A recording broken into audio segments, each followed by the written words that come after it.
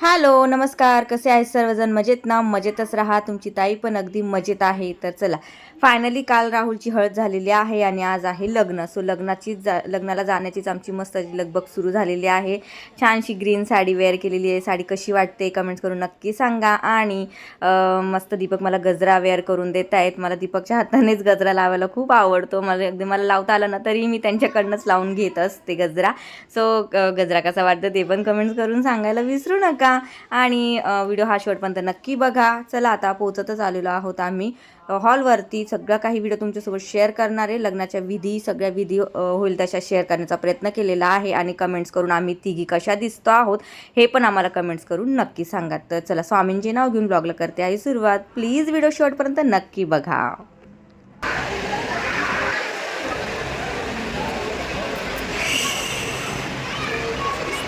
सांगितलं नाही काय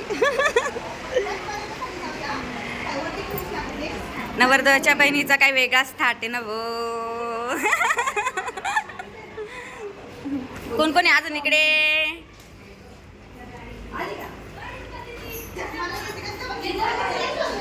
कोण कोण आहे अजून? कोण कोण आहे? झाली का तयारी? आवरा पटपट.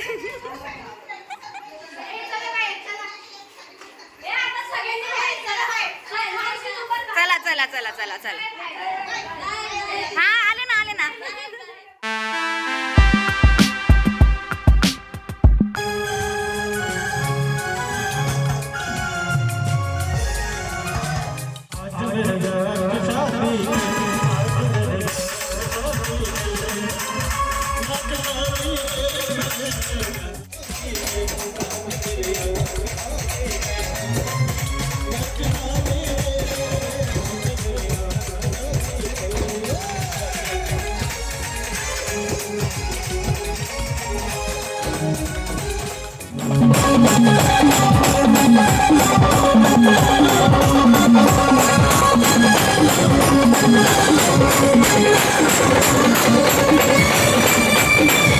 तर चला, जसे की सगळ्यांनाच माहिती आहे, लग्नाची सुरुवात ही वरातीपासून होत असते. नवरदेव मस्त आणि शान घोड्यावरती स्वार होत असतो आणि मस्त असा सगळ्या बहिणी मावशा कलवऱ्या मिळून हे मस्त अशा डान्स करत असतात. सगळ्या मिळून आम्ही मस्त अशा नाचण्याची मजा घेत आहोत. पण खरं सांगतो, ऊन इतकं आहे ना, तर खरंच जास्त वरातीत मी नाचलेले नाही आहे. आणि त्यानंतर मग आमच्यामध्ये काय करतात ना, की नवरदेवाची अशी ओवाळणी करत असतात. त्यानंतर नवरीची आत्या येते, ती औक्षण करत असते, तिच्याकडनं एक गिफ्ट दिलं जातं. नंतर नवरदेवाकडून आत्याबाईला गिफ्ट दिलं जातं.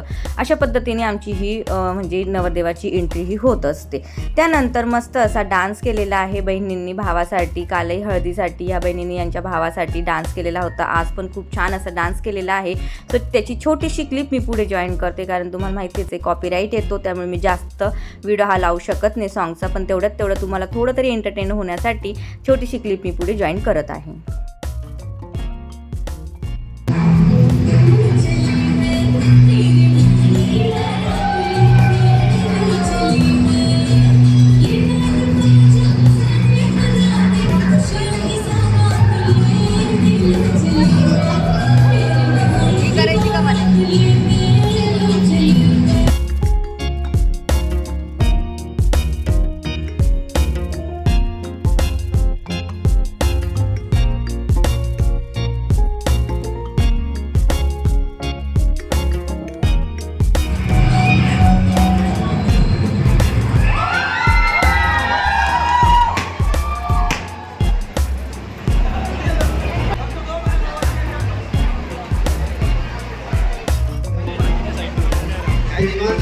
शिवाजी महाराज की धर्मवीर संभाजी महाराज की जय.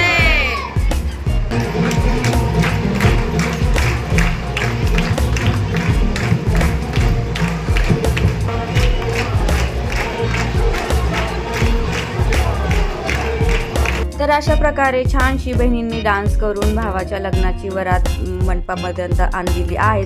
त्यानंतर आपले आराध्य दैवत छत्रपती शिवाजी महाराज यांची आरती करण्यात आली आणि अशा पद्धतीने राजेश्वरी आणि राहुलच्या विवाह सोहळ्याची सुरुवात झालेली आहे.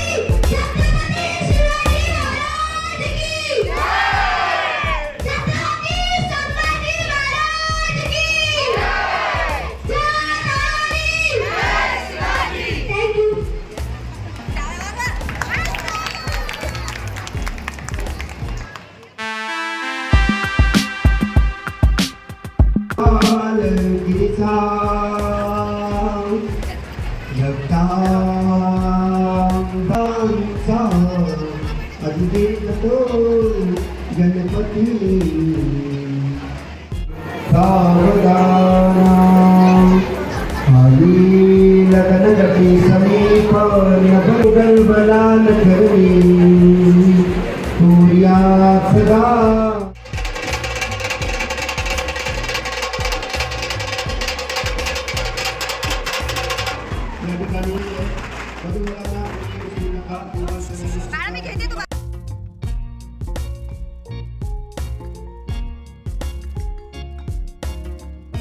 तर चला, सुरुवातीला आमच्या आराध्य दैवत छत्रपती शिवाजी महाराजांची आरती झाली. त्यानंतर वेदांतनी घोषणा केली आणि मग नंतर मंगलाष्टका. अशा पद्धतीने राजेश्वरी आणि राहुलचा विवाह सोहळा संपन्न झालेला आहे. आणखीन पुढे काही विधी असतात, पण त्यापूर्वी आलेले गेस्ट, आलेले पाहुणे जे काही गिफ्ट असतात ते देण्यासाठी स्टेजवर येतात. त्याचप्रमाणे आम्ही राहुलसाठी छोटं मोठंसं गिफ्ट घेतलेलं आहे, ते आम्ही देण्यासाठी स्टेजवर आलेलो आहोत. फोटो वगैरे काढून झालेले आहे. आणि त्यानंतर कन्यादान, मुलीच्या लाईफमधला सर्वात हॅपी आणि सॅड असा मुमेंट ही एक मुलगीच समजू शकते.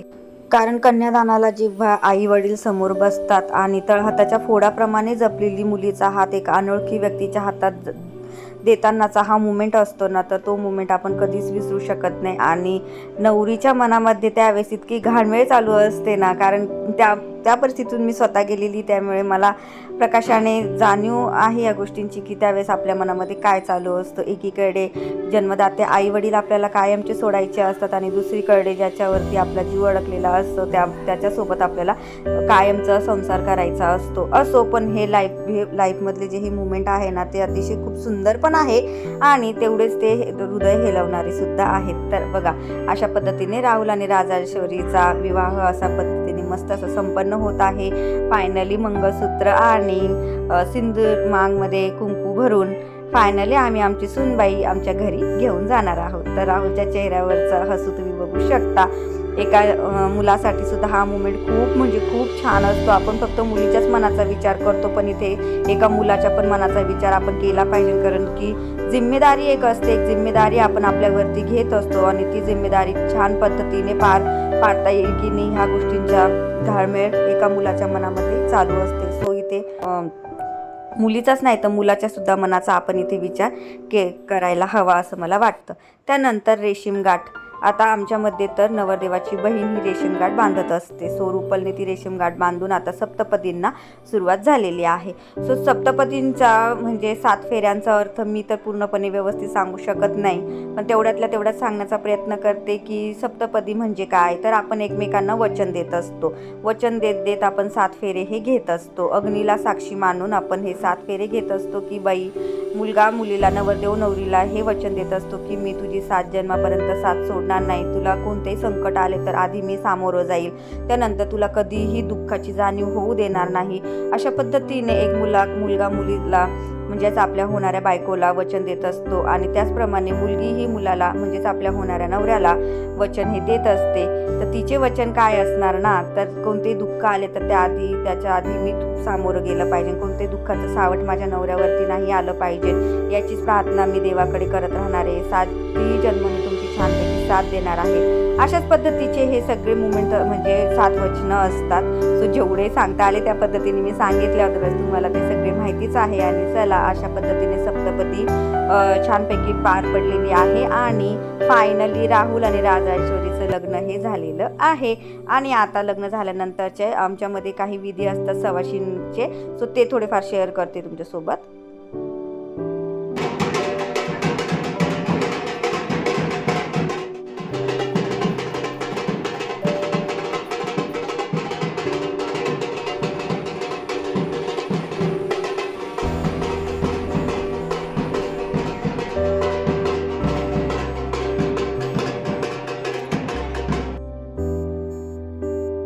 तर आता हा काय कार्यक्रम आहे, तर हा कार्यक्रम आहे नवरदेवाकडच्या जेवढ्या घरातील स्त्रिया असतात ना, तर त्यांना इथे मानपान दिला जातो.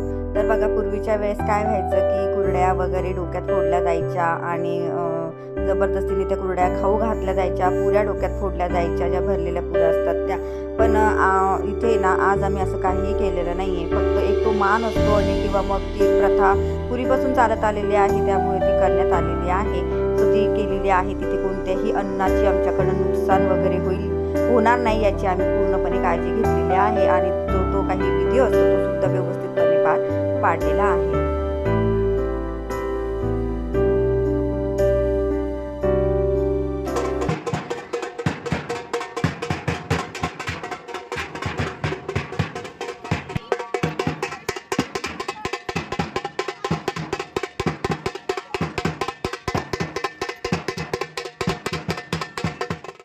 तर चला, फायनली राहुल आणि राजेश्वरीचा विवाह सोहळा अगदी आनंदात, उत्साहात आणि मस्त मजेत असा पार पडलेला आहे. आणि आम्ही आमची सूनबाई आनंदात घरी घेऊन जात आहे. आम्ही आमची सूनबाई आनंदात घरी घेऊन तर जाणारच आहे, पण एका आईच्या मनाला विचारा की तिची मुलीची विदाई करताना त्या आईची होणारी घालमेल, त्या वडिलांची होणारी घालमेल, हा जो मुमेंट आहे तो अतिशय मनाला हेलवणारा असा आहे. कारण लहानपण आपण आपल्या आईवडिलांकडे काढलेलं असतं, लहानाचं मोठं आपण त्यांच्याकडे झालेलं असतो आणि लाईफमध्ये असा एक दिवस येतो की हे सगळं काही सोडून आपल्याला आपल्या सासरी जावं लागतं. तर हा जो मुमेंट आहे ना, तो मुमेंट बघून आमचे नवरदेवसुद्धा रडलेले आहे. तुम्हाला दिसतच असणार आहे व्हिडिओमध्ये की राहुल, तुम्हाला मी सांगितलं की हळदीलासुद्धा सांगितलं, खूप इमोशनल आहे राहुल. त्याचा स्वभावच इतका वेगळा आहे की त्याला कोणाच्या डोळ्यामध्ये आसू तो अजिबात बघू शकत नाही. सो त्याची बायको जेव्हा रडते तेव्हा तो कसा गप्प बसणार ना, सो तो सुद्धा रडलेला आहे. त्यामुळेच मी टायटलवर लिहिलेलं आहे की स्वतःच्या लग्नामध्ये नवरदेव रडला, असं काहीचं मी टायटल दिलेलं आहे. तर खरंच हा जो मुमेंट असतो ना, तो अगदी माहेरचेच काय तर सासरच्या माणसांच्या डोळ्यांमध्ये पाणी आणल्याशिवाय राहत नाही आणि प्रत्येकाला रडवणारा हा मुमेंट असतो. सो आणि असंही म्हणू शकत नाही की हा मुमेंट आपल्या लाईफमध्ये येणार नाही. प्रत्येक मुलीच्या लाईफमध्ये हा मुमेंट येतच असतो आणि तिला ह्या मुमेंटला सामोरं जावंच लागतं. सो जेव्हा एडिटिंग करायला बसले त्यावेळेस सुद्धा माझं मन इतकं भरून आलेलं आहे, पण तुमच्यासमोर नाही ते मी प्रेझेंट करू शकत, कारण की मला व्हिडिओ व्यवस्थित एडिट करायचं आहे. त्यामुळे आय होप तुम्ही समजू शकता. पण आमचा नवरदेव तुम्ही बघू शकता, त्याचा चेहरा किती उतरलेला आहे. आणि आहे का कोणी असं की जेव्हा घरी नवरी नेतोय तेव्हा नवरदेवसुद्धा रडतोय असं.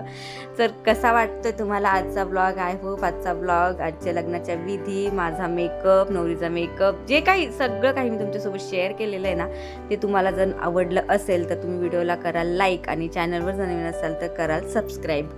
तर चला, फायनली आता राहुलने दरवाजा ओपन करून आपली नवरी घरी नेण्यास तो सज्ज झालेला आहे. आणि राहुलचा राजेश्वरीचा विवाह सोहळा अतिशय उत्साहात आणि छानपैकी पार पडलेला आहे. तर चला, भेटूया नेक्स्ट व्लॉगमध्ये. आणि आजचा व्हिडिओ जर तुम्ही संपूर्ण बघितला असेल तर त्यासाठी तुमचे मनापासून आभारी आहे. आणि आधींच्या व्हिडिओना जसा तुम्ही भरभरून प्रतिसाद दिला तसाच आजच्यासुद्धा व्हिडिओला तुम्ही भरभरून असा प्रतिसाद द्याल अशी आशा करून आजचा व्लॉग मी इथेच एंड करते. पुन्हा भेटूया आपण अशा छानशा ब्लॉगमध्ये. तोपर्यंत सर्वांना Shri Swami Samarth and happy married life, Rajeshwari and Rahul.